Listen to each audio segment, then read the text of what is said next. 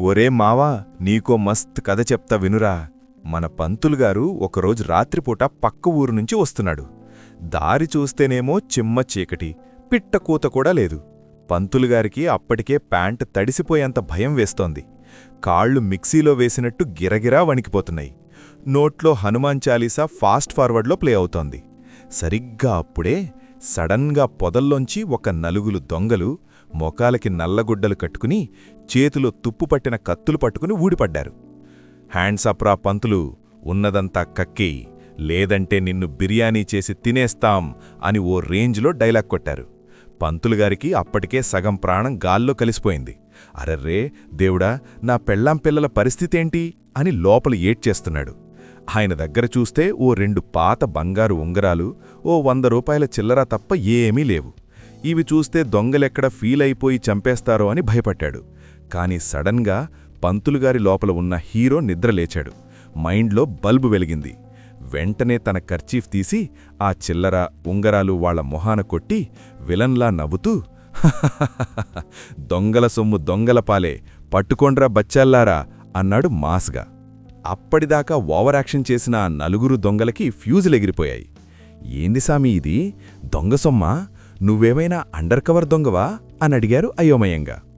అప్పుడు మన పంతులుగారు కాలర్ ఎగరేసి, అరెర్రే, మీకసలు విషయం తెలీదా? ఇక్కడికి 2 కిలోమీటర్ల అవతల ఇంకో గ్యాంగు ఏకంగా ఓ పెద్ద పెళ్లి బస్సునే దోచేస్తున్నారు. కేజీల కొద్ది బంగారం, కట్టల కొద్ది డబ్బులు. నేనది చూసేశానని సైలెంట్గా ఉండమని నా నోరు మూయించడానికి లంచంగా ఈ చిల్లర ఇచ్చి పంపార్రా. వాళ్లు ఆల్ ఇండియా లెవెల్లో పాన్ ఇండియా దోపిడీ చేస్తుంటే మీరింకా ఈ 100 రూపాయల కోసం కక్కుర్తిపడుతున్నారేంట్రా అర్భకుల్లారా అని రెచ్చగొట్టాడు. అంతే, ఆ మాట వినగానే ఆ దొంగలకి ఎక్కడలేని ఈగో హర్టయింది. ఒరే, వాళ్ళెవడ్రా మన ఏరియాలో మనకే కాంపిటీషన్, పదండ్రా ఆ బస్సుదే ఏంటో మనమే కొట్టేద్దాం. ఈ పంతులుగాడి దగ్గరున్న 10 రూపాయల చిల్లర మనకెందుకు, మన రేంజ్ ఏంటి అని ఫీలైపోయి కిందపడ్డ ఆ ఉంగరాలు కూడా తీసుకోకుండా ఉస్సేన్ బోల్టులాగా పెళ్లి బస్సు వైపు పరుగుతీశారు. వాళ్లు అలా కనుమరుగైపోగానే పంతులుగారు ఊపిరి పీల్చుకుని కిందపడ్డ తన ఉంగరాలు, డబ్బులు మళ్లీ జేబులో వేసుకుని గడ్డం కింద చెయ్యి పెట్టి తగ్గేదేలే అనుకుంటూ దర్జాగా ఇంటికి చెక్కేశాడు. ఏంటి మావా, కథ విన్నాక కడుపుబ్బా నవ్వుకున్నావు గదా? ఆ నవ్వు మీ మొహంలో అలానే ఉండాలంటే కిందున్న ఆ లైక్ బటన్ని గట్టిగా ఒక్కటి పీకండి. మీ దోస్తులు కూడా ఈ పంతులుగారి ప్లాన్ విని పగలబడి నవ్వాలంటే వాట్సాప్లో ఓ షేర్ వేసుకోండి.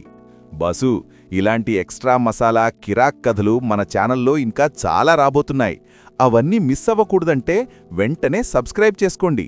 పక్కనే ఉన్న గంట కొట్టడం మాత్రం మర్చిపోకండి. తగ్గేదేలే.